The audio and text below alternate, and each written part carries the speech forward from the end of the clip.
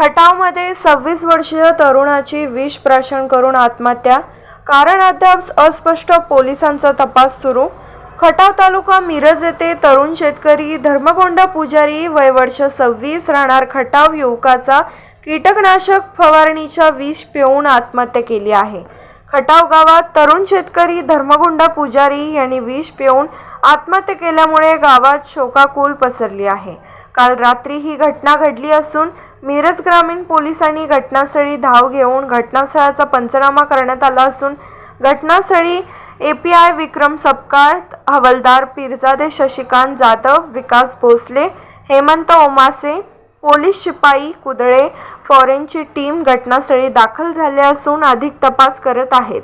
पोलिसांनी मृतदेह ताब्यात घेऊन शासकीय रुग्णालय मिरज या ठिकाणी शवविच्छेदनासाठी पाठवण्यात आला आहे। धर्मगोंडा पुजारी यांचा मृत्यू कशामुळे झाला याचा तपास ठिकठिकाणी सीसीटीव्ही कॅमेरा तपासणीचे काम पोलीस करत आहेत।